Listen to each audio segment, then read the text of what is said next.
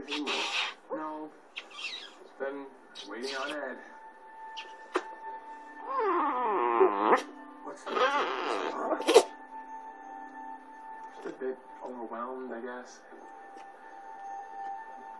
My own father would always ever encourage me, no matter what I did. Ed's like Ebenezer Scrooge at the beginning of the book. Don't let the disparaging remarks on my optic individual.